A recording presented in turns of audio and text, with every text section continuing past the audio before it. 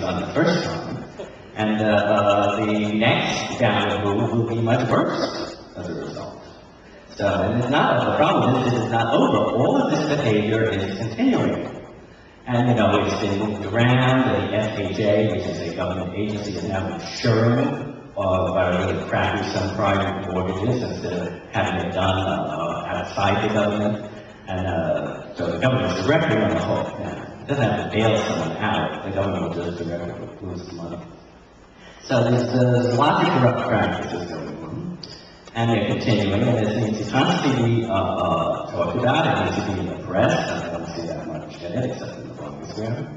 I also have one other problem. The numbers being used that come from the government are all questionable. The government makes numbers that are much nicer than the actual situation. If you're trying to figure out interest rates and you're using the official inflation rate, well, your interest rates are going to be wrong. The interest rates are actually more negative than on that chart. And I'd like to point out something on one of the charts, which was the GDP chart, and aside from the so the 2008 figure that says 0.4%, actually revised to 0% in July, 0.4% was last July's revision. The original figures were around 2.8%. Now, this was a year when the worst recession since the 30s took place. 2.8% growth is normal, excellent GDP growth. How can you have excellent GDP growth when you are having a massive recession? And it's, during the recession, it had negative GDP, and the massive recession should very negative GDP, and the government first said it's 2.8. I did not see one article in any news outlet that said this is an impossible number, it's ridiculous, it's Looney Tunes, Walt Disney probably made it up. Everyone in the press reprinted this like it makes perfect sense. It is ridiculous. And this is constantly happening with the government numbers. I'm actually expecting in the next 2 months, right before the election, that numbers could suddenly become a little better or a lot better, and the revisions will become a lot worse right after the election. Watch that space. I'm pretty sure it's going to happen. So, thank you for the comments. Thank you for the comments. Let's talk about the 1% where we disagree, since we're 99% housing comrades, which I'm happy about.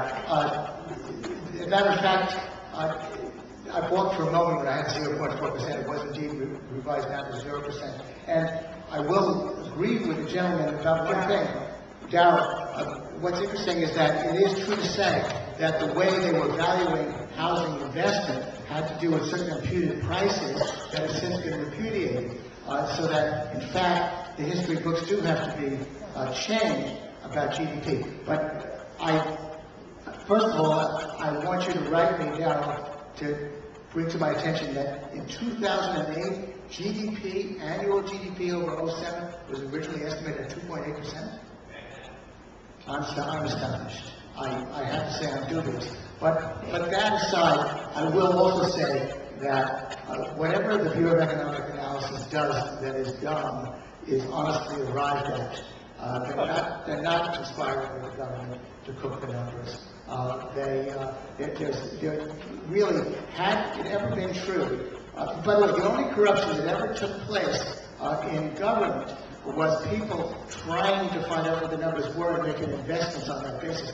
Nobody's ever been able to expose a situation in which there was an actual conspiracy to cook the numbers. And let me just finish one thought. Just let me say that if you think about it, if this has been going on for as many years as it had been, cooking the books, then somebody would have spoken to us. I want you to introduce me down to somebody who actually worked with the Bureau of Economic Analysis or the Bureau of Labor Statistics who cooked the books. You'll find in the book I wrote called Econospinning some actually original research on Nixon's attempt to get rid of those Jews, specifically get rid of those Jews who he thought were posting an unemployment rate that he didn't like, and he did get 2 of those Jews fired, by the way.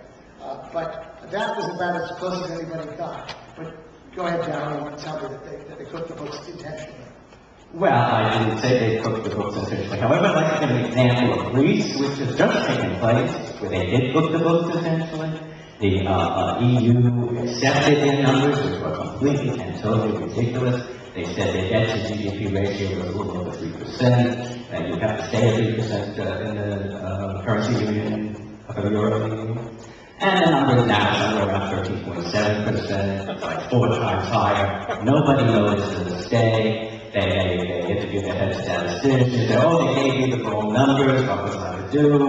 You know, here they are, so was he like guilty, like he couldn't tell. I mean, I am categorizing statistics, but my microphone and stuff. And what goes on in the government is so big, the level of stupidity that is so extreme, and so things are so credible, that if you accept it like they did in this guy crazy Greece happened, it's like, you have to be the most incompetent person in the world. You have to, you cannot dress yourself and get out in the morning. And you have a high-paying job, responsible job. How does it cost? You have to say something is wrong. But I thought you said earlier that there was a conscious attempt to try to put out good and reassuring numbers, revise it, that it's all sort of a rigged game. I thought that's what you said. I think it is a Well, that would mean that people are consciously deciding to do that. There's a gentleman here who's going to be able to resolve our dispute. Just a second. Come on up. Yeah. Everybody gets a fair chance here. Introduce yourself. Just a quick comment. I read an important financial magazine called New York Post, and Kudal, it's not a conspiracy. Kudal for years has been talking about the assumptions and statistical methods used for these statistics. And he's always anticipated, by the way, quite accurately reported, even before Barron's and the Wall Street Journal, what the mistakes would be about a year ahead of time sometimes. It's not a conspiracy, it's just bad statistics, basically. That's all. Well, yeah, okay, and you mentioned John Kudal, he once wrote a whole column about me. He doesn't like me, but he's okay. I think he overdoes it, and I think the unemployment numbers have their problems, but they're reasonable approximations. But most of these numbers are very out-of-focus snapshots. You have to lay a few of them end to end before you get a picture. But they're better than nothing, and there are some numbers that are quite weak.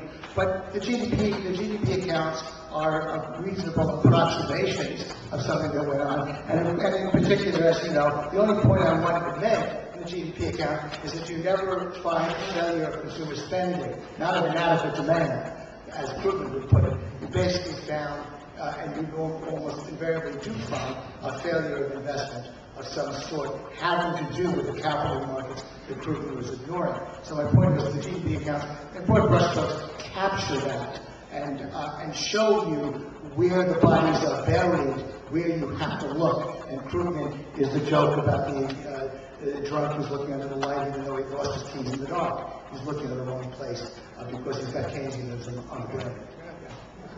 Joe from Brooklyn. Once you... Good? What's your name, Joe? From Brooklyn. Joseph Weiss from Brooklyn.